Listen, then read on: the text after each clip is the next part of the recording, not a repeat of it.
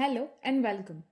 आज हम बात करने वाले हैं एक ऐसे इंसिडेंट की जो देखने में एक नॉर्मल न्यूज़ हेडलाइन लग सकता है, लेकिन अगर थोड़ा डीप ऑब्जर्वेशन हो तो समझ आएगा कि ये सिर्फ एक इंसिडेंट नहीं था। ये पब्लिक सेफ्टी, ह्यूमन रिएक्शन और क्राइसिस रिस्पांस का केस स्टडी है। ऑस्ट्रेलिया का बॉन्डी बीच दुनिया के सबसे फेमस और क्राउडेड बीचेस में से एक माना जाता है, और वहीं पर एक दिन सब कुछ नॉर्मल होने के बावजूद सिचुएशन सेकंड्स में अनकंट्रोलेबल हो गई। इस वीडियो में हम हाइप या सेंसेशनलिज्म नहीं करेंगे, सिर्फ ये समझेंगे कि एक्चुअली क्या हुआ, लोगों ने कैसे रिएक्ट किया और कौन से मोमेंट्स ने लॉस को और बड़ा होने से रोका। बॉन्डी बीच का नाम सुनते ही एक इमेज दिमाग में आ जाती है, एक ओपन पब्लिक स्पेस जहां टूरिस्ट और फैमिलीज एंजॉय कर रहे होते हैं। आसपास कैफेज एंड शॉप्स की भरमार होती है। और अगर बात करें ऑस्ट्रेलिया की, तो वो जनरली जाना भी अपने स्ट्रिक्ट गन लॉज, लो गन वायलेंस के लिए जाता है। और इसीलिए बॉन्डी बीच जैसे लोकेशन पर किसी भी वायलेंट इंसिडेंट का होना ऑटोमेटिकली ग्लोबल अटेंशन ले आता है। यहाँ एक इम्पॉर्टेंट बात समझनी होगी कि पब्लिक बीचेस एक ओपन एनवायरनमेंट होते हैं जहां पर कोई एंट्री गेट नहीं होता, नो चेकिंग, नो बैरियर्स। इसका मतलब सेफ्टी सिर्फ पुलिस पे डिपेंड नहीं करती, बल्कि एनवायरनमेंट एंड लोगों के बिहेवियर पर भी डिपेंड करती है। ऑन संडे इस बीच पर हनका, जो एक जूइश रिलीजियस सेलिब्रेशन है, वो मनाया जा रहा था। तकरीबन 1,000 से ज्यादा लोगों की गैदरिंग थी। पीपल वर डांसिंग, ड्रम्स बज रहे थे and some of them were swimming. Overall atmosphere peaceful and festive था। कोई भी इमरजेंसी अलर्ट पहले से नहीं था, लोग अपनी डेली लाइफ में बिजी थे। फिर अचानक विद इन आवर्स सेलिब्रेशन एकदम से केओस में कन्वर्ट हो गया। दो लोग गन्स के साथ क्राउड में घुस गए एंड फायरिंग स्टार्ट हो गई। आई विटनेसेस के मुताबिक कुछ लोगों ने लाउड साउंड सुनी। पहले कंफ्यूजन हुई, किसी को क्लियर नहीं था कि थ्रेट क्या है। ये स्टेज हर पब्लिक इंसिडेंट में कॉमन होता है, विच इज इनिशियल डिसबिलीफ। जैसे ही लोगों को रियलाइज होता है कि सिचुएशन सीरियस है, तो स्टार्ट होता है पैनिक। लोग डिफरेंट डायरेक्शंस में भागने लगते हैं। क्राउड साइकोलॉजी के हिसाब से लोग लॉजिक से नहीं, इंस्टिंक्ट से रिएक्ट करते हैं, और इसीलिए ज्यादा इंजरीज पैनिक की वजह से होती है, एक्चुअल थ्रेट से नहीं। इसीलिए तो अथॉरिटीज हमेशा कहती है कि stay calm, follow instructions, but in real life काम रहना ही सबसे मुश्किल होता है। तो चलिए अब बात करते हैं इस इंसिडेंट से जुड़े सबसे इंपॉर्टेंट सवाल के बारे में कि ये अटैक किसने किया, क्योंकि इसे ऑस्ट्रेलिया का deadliest mass shooting in almost 30 years माना जा रहा है।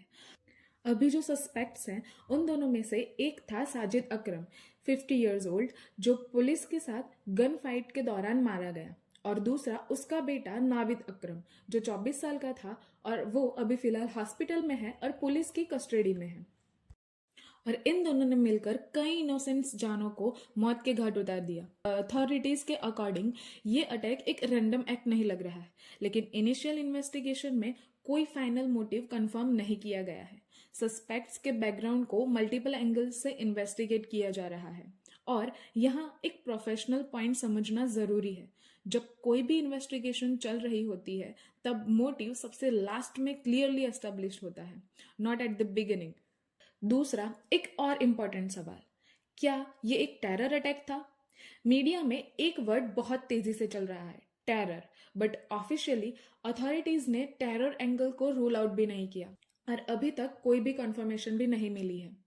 इसका मतलब अभी एविडेंस कलेक्ट हो रहे हैं, digital footprints, contacts, mental state, past activities, ये सब चेक होने के बाद ही आइडियोलॉजिकल मोटिव या लोन एक्टर का लेबल लग सकता है।